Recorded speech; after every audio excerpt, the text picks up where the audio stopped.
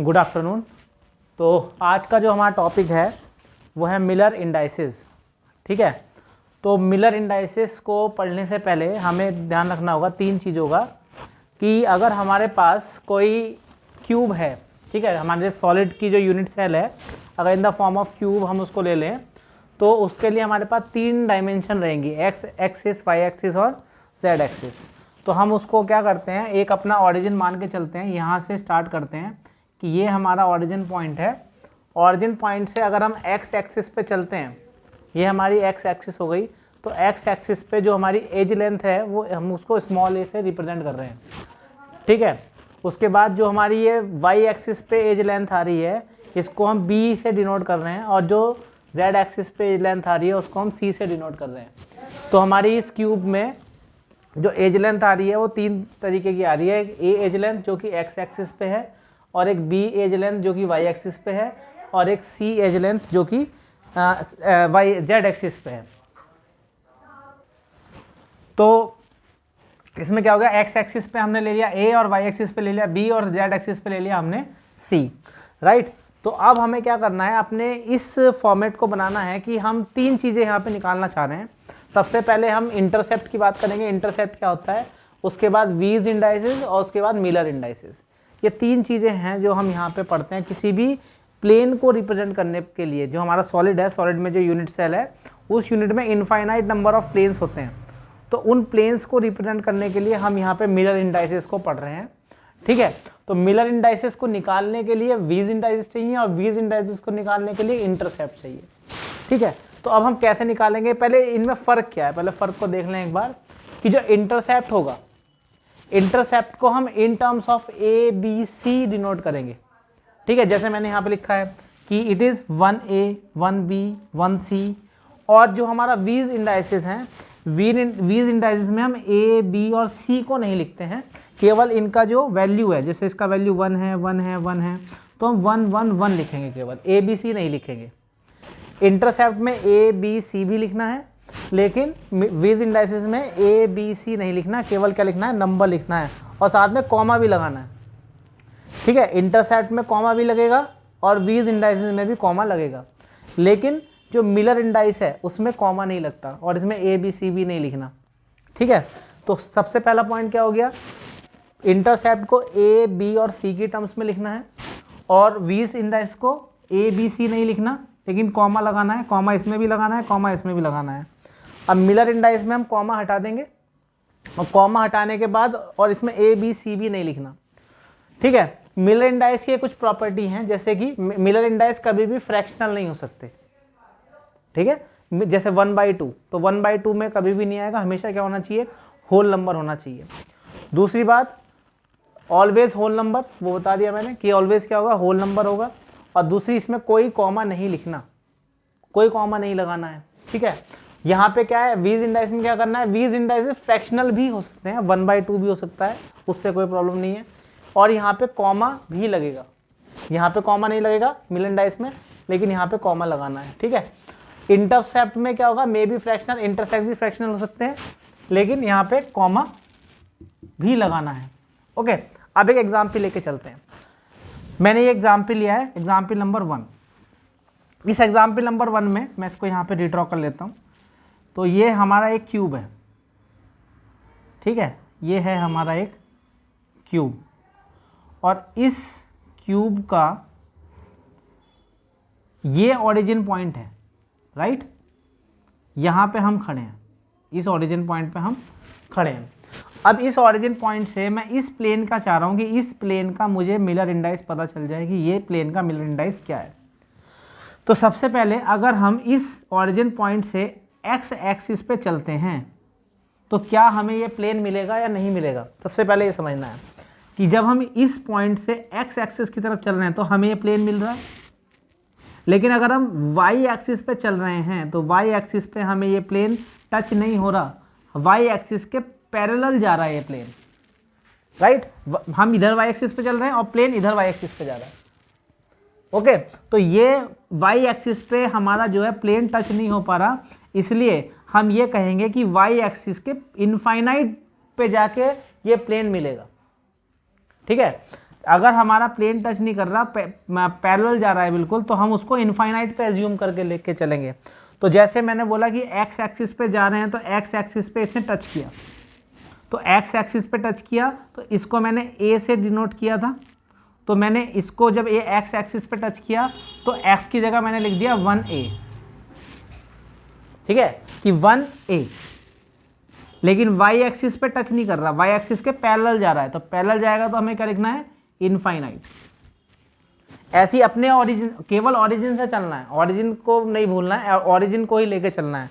तो अब ऑरिजिन से अगर हम जेड एक्सिस पे चल रहे हैं ऊपर, तो भी जेड एक्सिस के पैरेलल ही जा रहा है प्लेन, तो यहाँ पे भी इनफाइनाइट ही रहेगा।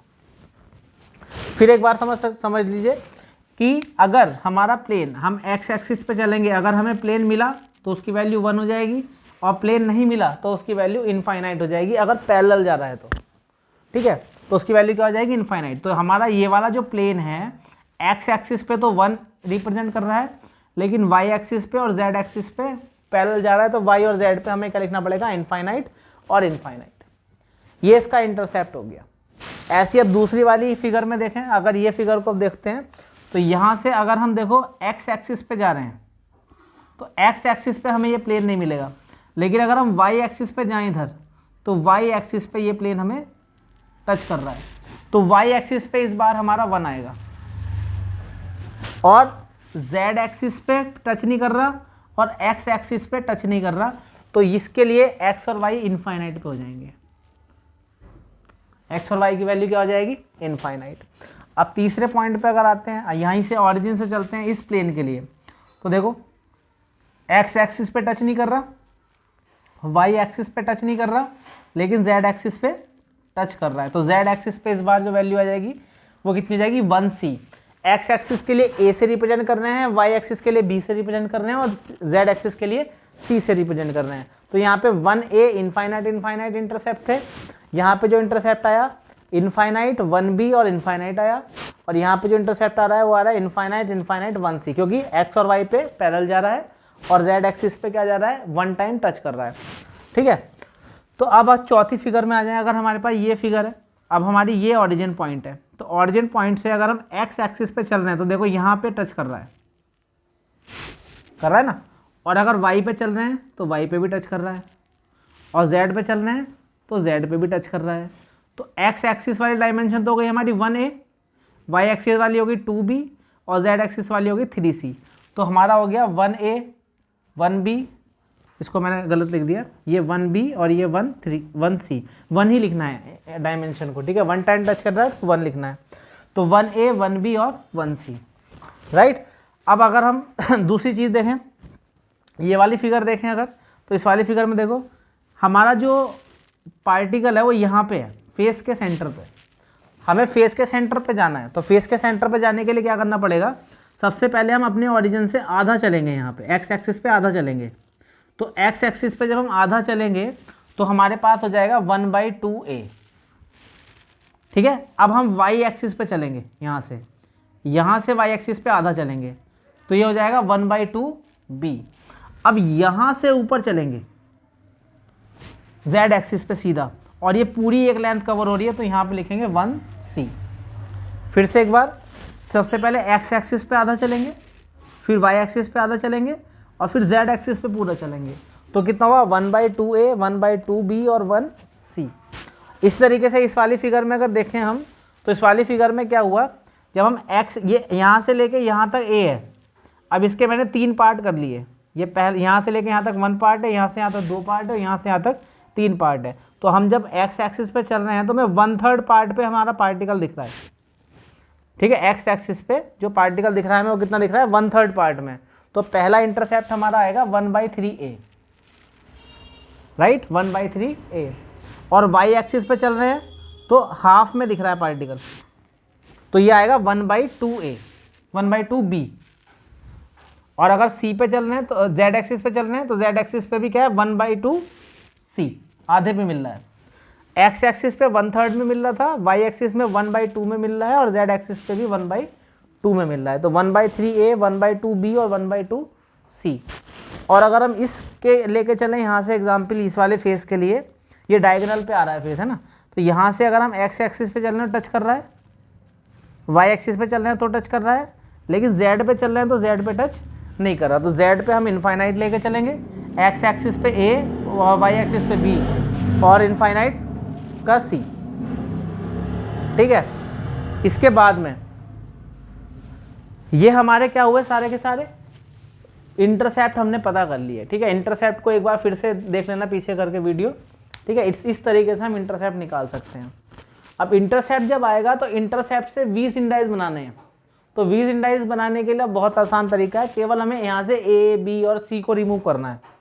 जैसे यहाँ पे था 1A 1B 1C, तो ए बी सी रिमूव कर दो, 1, 1, 1। यहाँ पे 1A इनफाइनाइट था, तो हम क्या कर देंगे, ए हटा देंगे, यहाँ पे बचेगा 1 इनफाइनाइट। अब जब हमारे पास ये आ जाएंगे वीज इंडाइसेस, तो अब हमें मिलर इंडाइस निकालने हैं। तो मिलर इंडाइस निकालने के लिए हमें क्या करना है, अब मिलर इंडाइस निकालने के लिए वीज इंडाइस का रेसिप्रोकल करना है। ठीक है, वीज इंडाइस का क्या कर देना, रेसिप्रोकल। फॉर एग्जाम्पल हमारे पास क्या था, 1 इनफाइनाइट और इनफाइनाइट था, तो इसका रेसिप्रोकल करेंगे तो रेसिप्रोकल मतलब 1/1, 1 इनफाइनाइट और 1 इनफाइनाइट। ये हमने क्या कर दिया, रेसिप्रोकल। तो रेसिप्रोकल जब कर दिया तो कॉमा हटा देना है, क्योंकि अब ये मिलर इंडाइस बन गए हैं ना। और मिलर इंडाइस क्या हो गया, 1/1 1 हो गया, 1 इनफाइनाइट 0 हो गया, और 1 इनफाइनाइट क्या हो गया, 0।